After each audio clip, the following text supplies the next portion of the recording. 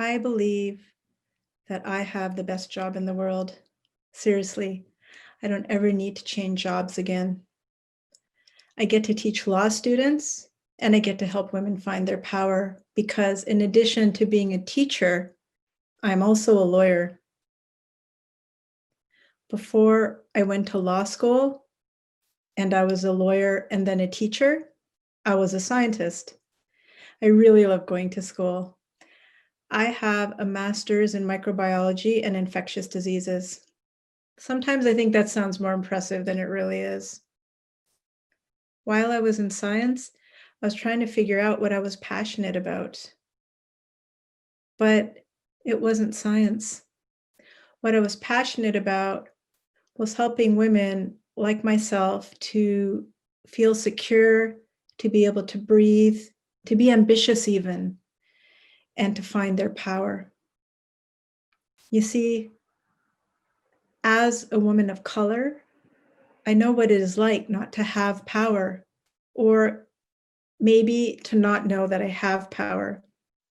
I know what it is like to have people with power try to wield that over me.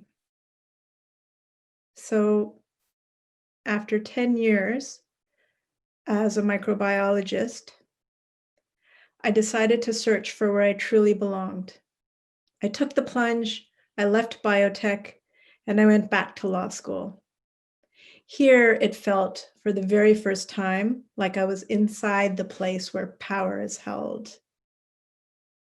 In first year law school, I found myself in a courtroom representing an elderly man with no home who had been charged with simple possession of a few rocks of crack cocaine. I sat in the wrong courtroom for 2 hours and I was so nervous I could barely breathe. But something in me quickened that day. After 2 years at a private law firm, I remembered why I had gone back to law school, which was to help women who look like me find their power. So I started my own law practice to help women with what is legally called family violence here in British Columbia. Violence from a family member is not just physical. Psychological violence counts too.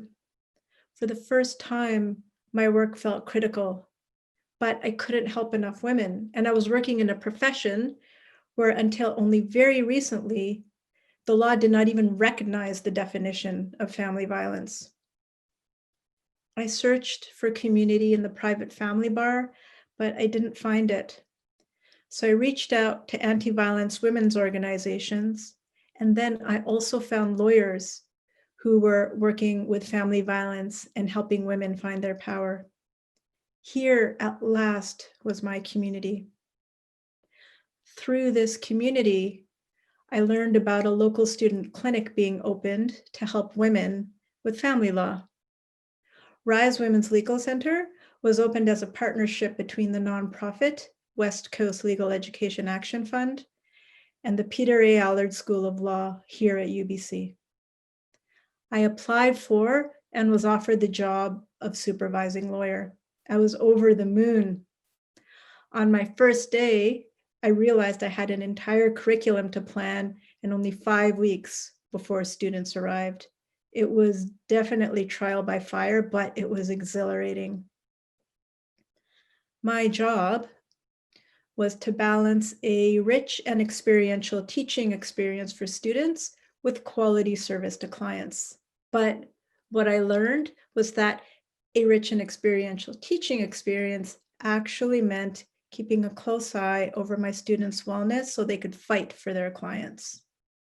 You see, helping women find their power through offering services in family law is, as my boss likes to say, like handing out Band-Aids in the emergency room. So I care for my students' wellness and I seek to inspire them so they can advocate for their clients. In spring of 2020, term number 12, we had just moved to a newly renovated office with warehouse ceilings and brick walls. Our students pictured here had just completed 3 weeks of orientation when we sent them home for the big move. but it was one thing to inspire students in person. Thursday, March 12th, we were in our spacious new boardroom teaching our students about anti-racism. I used my credentials as an ex-microbiologist to recommend frequent hand washing. The next day, the pandemic was declared, UBC went online, and I was teaching from home in my yoga pants. I spent the weekend transitioning our clinic online.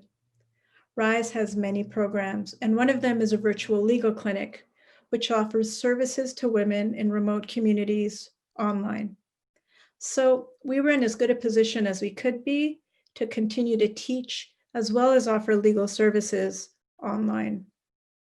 But how was I going to know how my students were doing?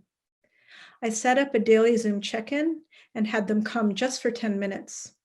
I was worried that Zoom fatigue was already setting in, that they were exhausted and anxious and preoccupied with the pandemic. But I was surprised to find out that instead, they found the check-ins very helpful. They told me they felt isolated at home and that the check-ins were a daily touchstone for them.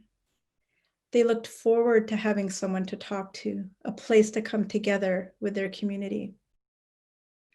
The check-ins were originally meant to be a place where students could ask legal questions and talk about their cases. But instead, we often ended up talking about anxiety, worries about low productivity during the pandemic, stress about their academic grades, and a realization that we were all struggling in our own ways. Being witness to their transformation from anxious law student to courageous advocate has been an honor. I feel just as connected to those students whom I taught on screen as to those whom I have taught in person. The future is uncertain, but what we have is each other and our community.